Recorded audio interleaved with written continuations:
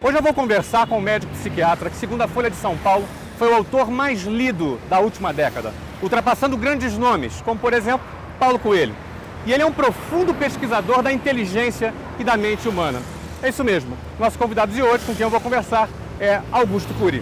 Muito bem, eu estou aqui com meu amigo Augusto Cury. Tudo bem, Augusto? Obrigado por estar aqui falando para o pessoal do Geração de Valor. É um prazer enorme. Geração de Valor tem tudo a ver com o futuro da humanidade. É um prazer enorme contribuir com vocês.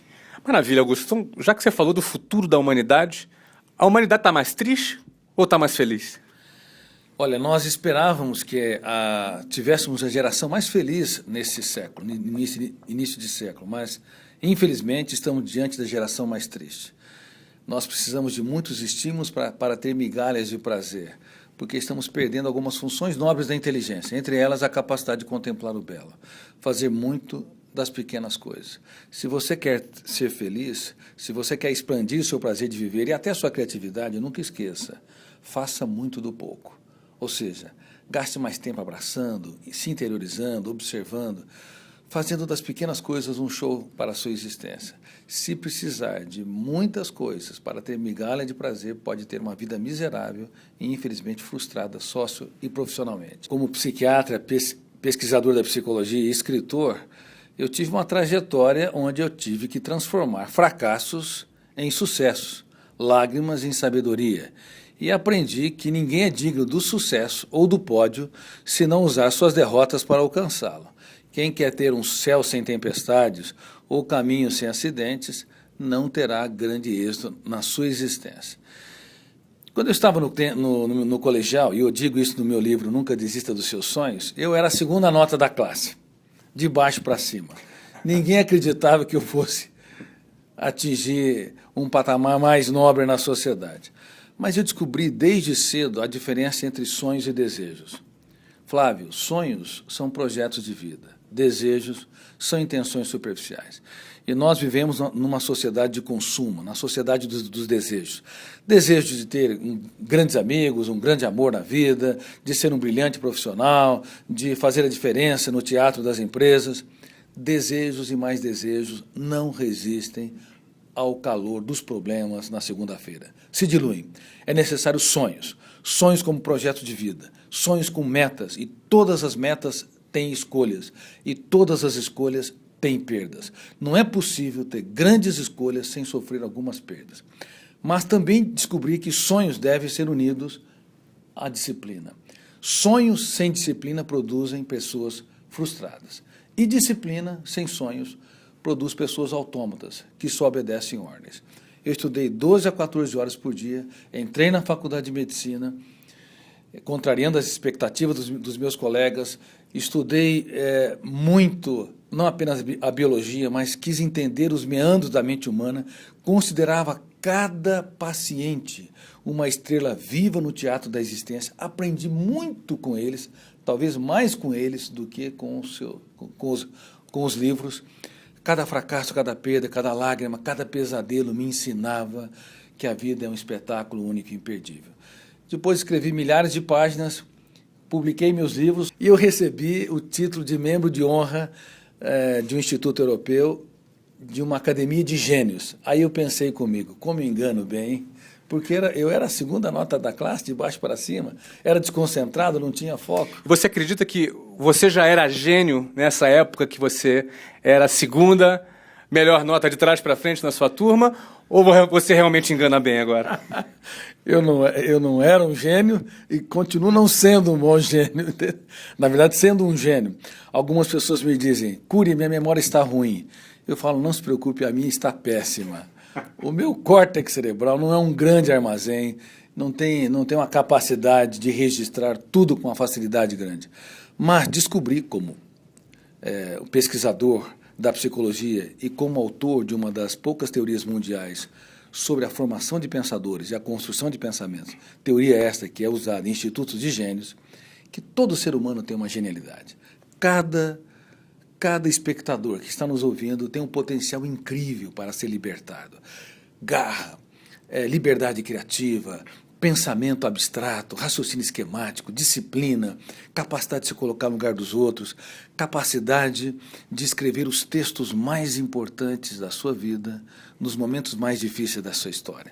Então você é um gênio em potencial. Talvez não seja o gênio clássico, aquele que tem grande capacidade de registro na memória, mas certamente tem um potencial incrível a ser elaborado. E saibam de uma coisa, aqueles que são gênios clássicos pedem para qualquer computador. Qualquer computador de segunda categoria tem mais capacidade de registro, de recitar informações do que os gênios clássicos. Portanto, devemos procurar a genialidade ligada às funções mais complexas da inteligência.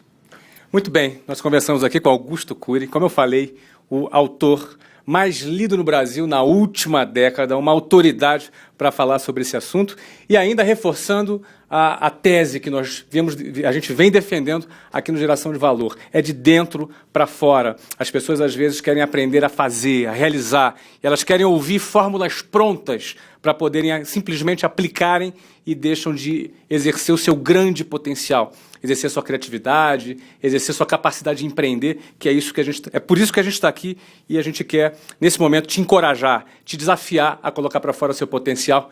E por isso, Augusto, muito obrigado. E nosso público aqui é o pessoal que está começando a carreira, o pessoal que está querendo chegar lá, e suas dicas são muito importantes, principalmente porque elas penetram lá no profundo da alma, da inteligência, podendo extrair daquilo de excepcional que existe dentro de cada pessoa.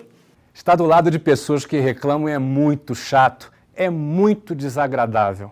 Eu compararia aquela tortura chinesa, sabe? Aquela gotinha pink, pink, pingando lentamente na sua testa. No início não incomoda tanto, mas daqui a uma semana, daqui a um mês, daqui a um ano, é como se fosse uma pedra, uma bomba caindo sobre sua cabeça. E o pior é que tem muita gente desse jeito. As pessoas acabam criando o hábito. Reclamam por tudo. Reclamam porque está chovendo, reclamam porque está sol. É como se reclamar estivesse na moda. O grande problema é que quem quer crescer profissionalmente, quem quer ser um líder e tem esse hábito, dificilmente vai conseguir ser bem-sucedido na sua profissão, porque reclamação pega. É uma coisa contagiosa. Se você quer ter uma equipe, montar uma equipe, com certeza, se você for um reclamão, um murmurador, uma hiena que fica, ó dia, ó azar, com certeza você vai formar um monte de filhotinho de hiena. Reclamam por coisas que deram erradas, acidentes de percurso. Não apenas fracassos, né? Às vezes a pessoa fracassa, ela tem duas opções. Ou ela vai aprender com aquele fracasso, ou ela vai ficar reclamando. A pessoa que opta em ficar reclamando, ela perde a oportunidade de aprender com os erros que ela cometeu. Você pode aprender com seus erros e erros de outras pessoas também. Óbvio que é muito melhor aprender com erros de outras pessoas, porque dói menos, sai mais barato. Agora, se você errou, se você fracassou, não reclame, não murmure. Procure enxergar o lado positivo e procure verificar o que você pode aprender daquela derrota, daquele fracasso. Não tem problema você fracassar. O problema é você não aprender com aquele fracasso. Um outro fator que eu já observei muitas vezes as pessoas murmurando e reclamando, por sentimentos antecipatórios. O que seria isso? O cara já começa a sofrer e reclamar daquilo que ele acha que vai acontecer.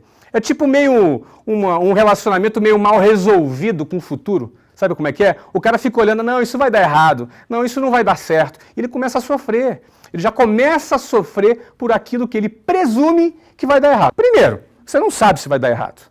Segundo, se der errado, você tem que se preparar e não ficar reclamando, e não ficar murmurando. Outro tipo de reclamação e murmuração, às vezes isso acontece muito entre casais, entre amigos, ou até entre colegas de trabalho, é aquela reclamação assim, olha, ele fala para o amigo dele ou para o parceiro dele, olha, eu acho que a gente não deve fazer isso. Aí o outro colega argumenta, não, vamos embora fazer por isso, ganha ele no argumento, aí ele concorda. Quando ele concorda, os dois estão juntos. A partir do momento que eles entram nessa nova empreitada e alguma coisa dá errado, a primeira coisa que o cara vai falar é, tá vendo? Eu sabia, tá vendo só? Não é? Eu sabia que isso ia dar errado. Ele concordou, por que depois ele vai jogar na cara, não, eu sabia? Isso é super desagradável e acontece muito. A moral que ninguém quer ficar do lado de uma pessoa que reclama, de uma pessoa que murmura. O fim de uma pessoa que reclama e murmura é ficar sozinho. Ninguém vai suportar ficar do lado dela. Ela não vai conseguir nunca formar uma equipe.